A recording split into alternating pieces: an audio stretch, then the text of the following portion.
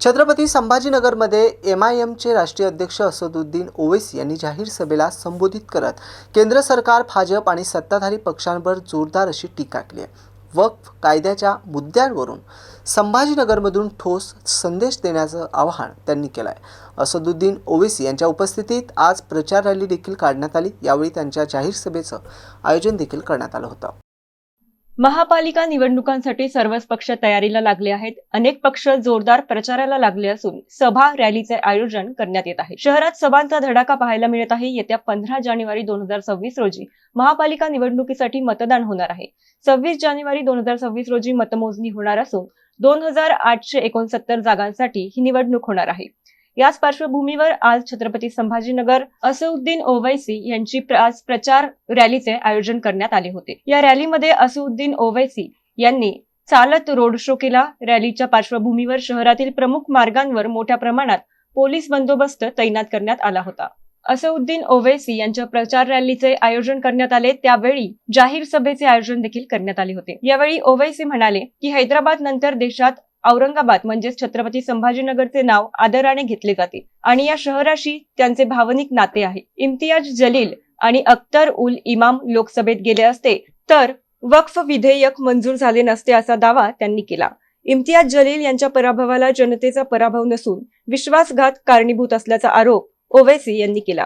मतांचे विभाजन करणारेच चेहरे आता महापालिका निवडणुकीत समोर येत असल्याची टीकाही त्यांनी केली। तिकीट न मिळाल्याने नाराज कार्यकर्त्यांनाही त्यांनी एकत्र येण्याचे आवाहन केले। काल जलील यांच्यावर झालेल्या हल्ल्यानंतर रॅली परिसर आणि सभास्थळी कडेकोट पोलीस बंदोबस्त ठेवण्यात आला होता। ये बुज़दिलाना हरकत लोग किए हैं, इसलिए कर रहे हैं क्योंकि उनको अपनी हार यकीनी नज़र आ रही है, तो इसलिए ये बुज़दिलाना हरकत किए और इंशाअल्लाह ताला उस वार्ड की जनता और औरंगाबाद की जनता इसका जवाब ना ज़बान से देगी ना हाथ से देगी, बल्कि बटन को पतंग के निशान पर दबाकर उनको भी शिकस्त देगी और उनके पीछे जो ताकतें उनकी सरपरस्ती कर रही हैं उनको मुंह तोड़ जवाब मिलेगा, हारेंगे इंशाअल्लाह। नहीं, देखिए जो भी हरकत किए हैं पुलिस ने उनको पकड़ा है। हम तो एडमिनिस्ट्रेशन से ये बोले हैं कि इनके पीछे जो लोग हैं उनको भी बेनकाब करिए, मगर हमारे कदम पीछे हटने वाले नहीं हैं और इंशाअल्लाह ताला वहाँ की वार्ड की जनता इनको इनके खिलाफ वोट देकर जवाब दे। पर कैपिटा इनकम कितना है? पर कैपिटा इनकम देख लीजिए कितना कम है। अफ्रीकन कंट्रीज सब सारन उससे भी बार जगह पे कम है। पर कैपिटा इनकम नहीं बढ़ रहा है ना, अनएम्प्लॉयमेंट कम नहीं हो रहा है, महंगाई बराबर ज़्यादा है। पेट्रोल का रेट क्या औरंगाबाद में बोलो? कितना? 110 रुपये। क्यों है 110 रुपये? 110 रुपये क्यों है भाई? जब इतना बढ़ रहा है तो यही पेट्रोल तो कम होना चाहिए। जो 2 व्हीलर चलाता है गरीब, 3 व्हीलर चलाते ऑटो, इनको तो नुकसान हो रहा है ना। अब बिन बुलाए मेहमान मेरे बने तो मैं क्या करूं?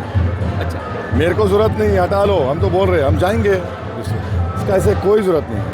अच्छा रहेगा, हमको यकीन है कि पहले से ज़्यादा हमारे कॉरपोरेटर्स जीतेंगे, कामयाब होंगे।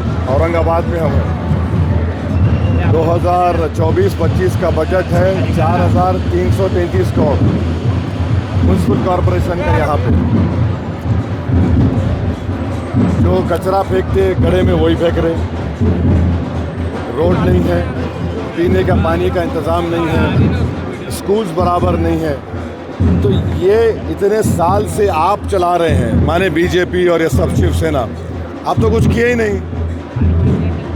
असल जो मुद्दा है, चाहे यहाँ का हो, औरंगाबाद का हो, शोलापुर का हो, मालेगांव का हो, धुलिया का हो, नांदेड़ का हो, परभनी का हो, नगर का हो, ये सब वहाँ पर तो सिविक एम्यूनिटीज़ है ही नहीं।